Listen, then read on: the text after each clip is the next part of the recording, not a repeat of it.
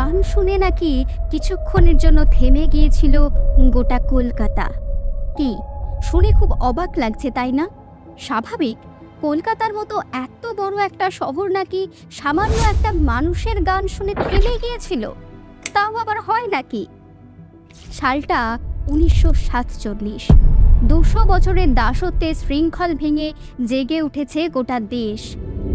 দেশের যে সমস্ত জায়গায় ইউনিয়ন জ্যাক হাওয়ায় উঠছিল তা নামিয়ে একে একে তোলা হচ্ছিল ত্রিবর্ণ রঞ্জিত অশোক চক্র শোভিত ভারতের জাতীয় পতাকা।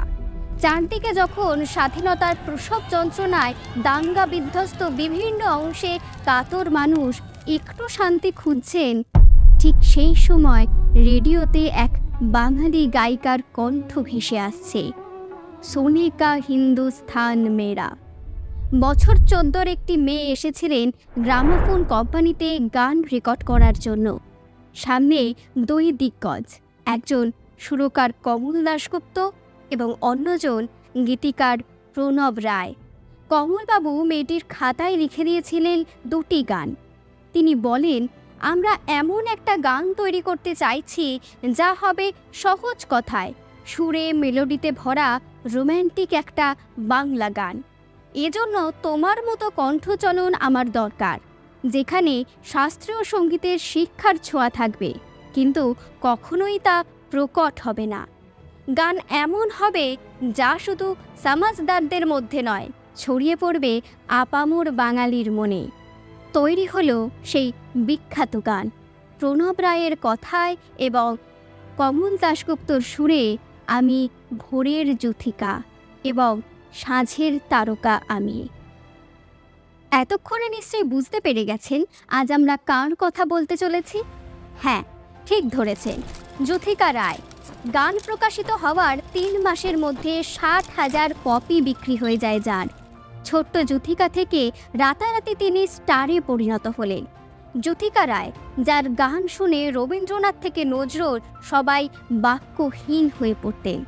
রবীন্দ্রনাথ তার গান শুনে বলেছিলেন তার গানে যেন আজীবন এমনই পরিমিত বাজনা ব্যবহার করা হয়।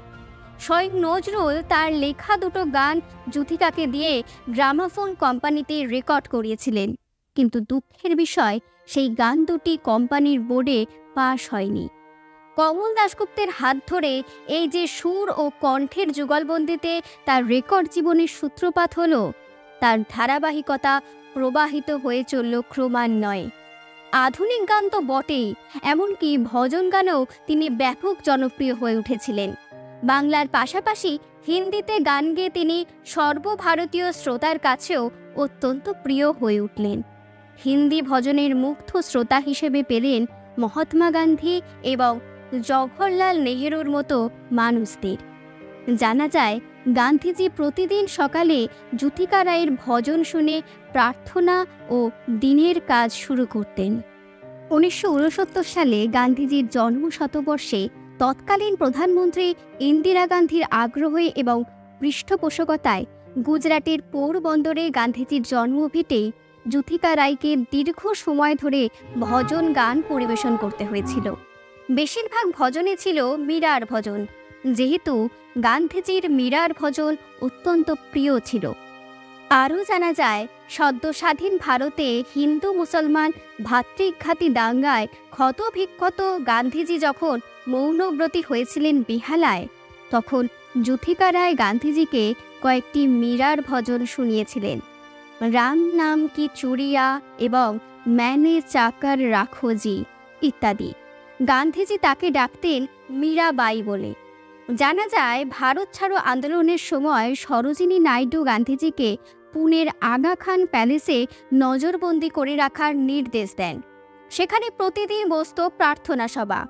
1947-এর অগস্ট মাস, ক্ষমতা হস্তান্তরের সময় সাম্প্রদায়িক সংঘর্ষে টালমাটান কলকাতায় বেলেঘাটা মহল্লার হায়দারি মঞ্জিলে ঘাঁটি করেছিলেন গান্ধীজি স্বয়ং।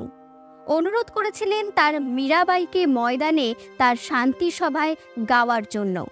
দাঙ্গা বিধ্বস্ত কলকাতার বুক চিরে এগিয়ে চলেছিল গান্ধীজির গাড়ি, পাশে তিনি। পুষ্পবৃষ্টি করে আরতি করে গান্ধীজিকে কাছে টেনে নিয়েছিল গোটা কলকাতা।